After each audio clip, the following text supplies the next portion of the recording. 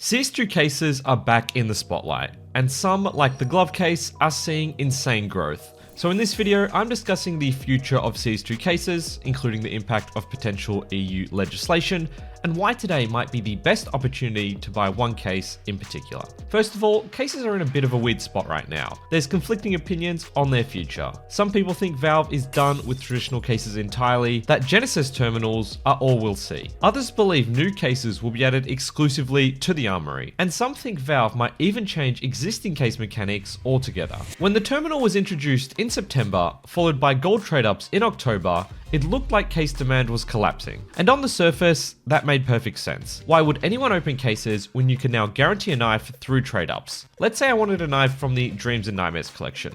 If I take the statistical average of about 1 gold per 400 cases opened, it would have cost me $1,684 based on October 22nd CS float prices, one day before the update. Today, in December, I can buy coverts like the Starlight Protector for $62, meaning a spend of about $300 per gold. So why is there still demand for cases at all?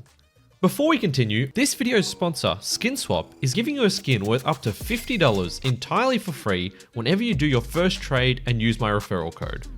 If you want to refresh your loadout, you can trade your skins for brand new ones in just a couple of seconds. Plus, the new Chinese markets feature lets you purchase cheap skins from Chinese sites directly without the need for a Chinese ID or bank account. They accept deposits via crypto, MasterCard, and Visa. If you need to cash out, SkinSwap makes that simple too, with instant sell options to PayPal or crypto. On top of that, they run free daily, weekly, and monthly giveaways, with the chance to earn extra tickets simply by trading. Use my link or referral code for a 3% lifetime sales bonus and a free skin worth up to $50. Big thanks to SkinSwap for supporting the channel.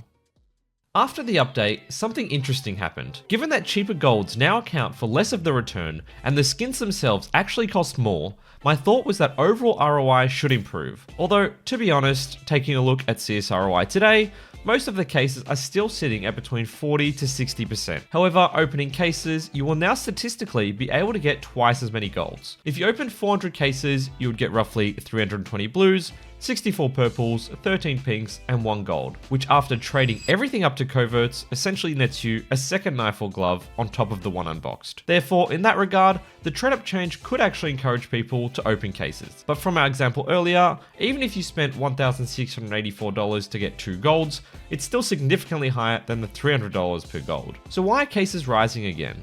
I think there's two main reasons. Firstly, the vast majority of case openers cannot afford to spam knife trade-ups. For casual players, the idea that $5 could turn into a butterfly emerald is still incredibly appealing. I don't have any concrete data to back this up, but I would imagine that the majority of money Valve earns from key sales comes from more casual players occasionally opening cases than the small number of YouTubers or streamers that do mass openings. So for the casual player, they probably don't want to spend $500 on a chroma knife trade-up, but they do want an M9 Doppler. Second, the Chinese market plays a massive role here. Case prices on Buff are currently sitting significantly higher than on Western markets like CS Float, and players holding large inventories of rare gloves and knives are heavily incentivized to keep case prices high. Higher case prices mean fewer cases opened, which preserves the value of the high tier items they already own.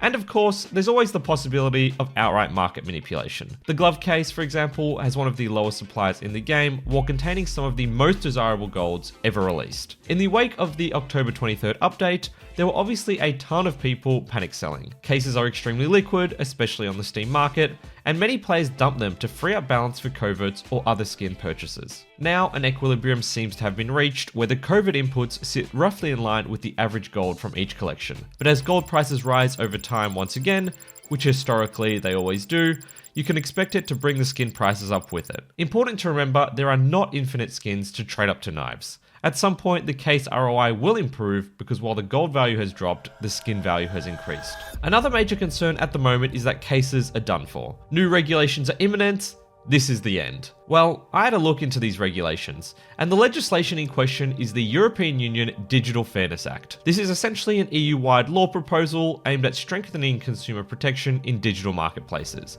In particular, trying to combat unfair or manipulative practices like addictive design, misleading marketing, or masked in-app purchases, as well as things like exploiting vulnerabilities towards miners. However, what I think is really important at this time is that it's still in its early stages. Public consultation only ended in October 2025, and the first proposal isn't expected until Q4 2026, even after which the full legislative process must be carried out. Realistically, actual enforcement is years away, and even then, developers will likely get a grace period to comply. So for that reason, I don't think cases are on the chopping block, at least not yet. They simply make Valve too much money. If you're interested in learning more about it, I've put a link in the description where you can read more. That means we still have plenty of time for cases to rotate in and out of the active duty and/or armory. Over the last few years, we tend to see case updates between 1 to 3 times per year.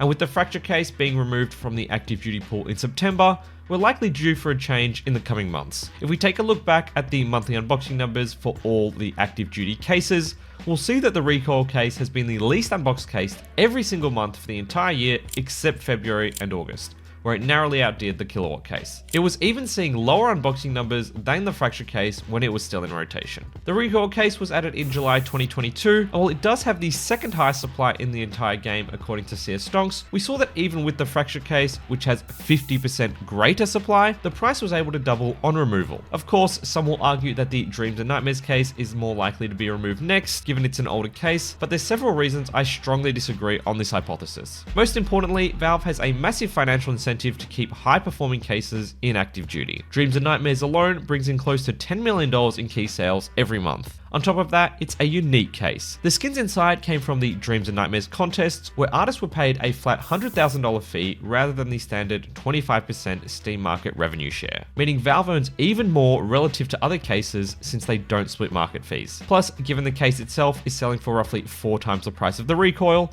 and daily sales volume is huge, they're also earning more fees via the community market. It's highly likely that once the Dreams and Nightmares case gets removed, it will see a significant price spike, but I do believe we're still at least 12 months off that happening. Another concern is that the golds in the Recoil case aren't as popular as the fracture case. But if we go and look at how the snakebite case performed after its removal in February 2024, which shares the exact same golds as the Recoil while the Recoil was still in active drop, it's seen huge growth. I expect this to increase even more once the Recoil case is moved to the rare drop pool. Of course, we can never be certain exactly how a case will perform once removed, but based on these precedents, it seems reasonable that we'll see some sort of growth.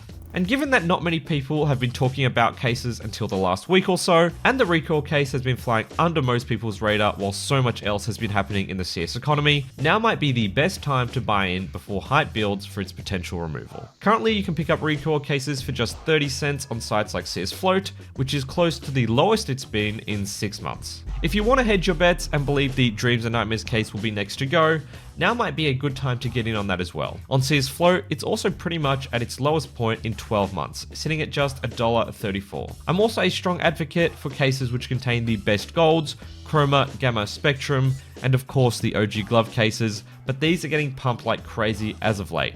So I'm not sure how much more room for growth realistically remains relative to the Recoil case. Finally, I'll briefly address the Fever case, although I already touched on it in my video discussing the most overrated investments. Given the Gallery case got removed a year after its introduction, many people are speculating the same will happen for the Fever case. I strongly disagree with this hypothesis, as it simply brings in too much money for Valve for them to take it out, with roughly 10 million being opened every month. Although it is close to its all-time low on the Steam community market, so if you want to pick some of them up as a long-term hold, I certainly believe it could do well in the next year or two if Valve decides to eventually rotate it out. Let me know your thoughts on the future of cases in the comments below, and if you want to learn about these strategies I use to profit during CS2 market crashes, be sure to check out this video next. Thanks for watching and take care of yourselves.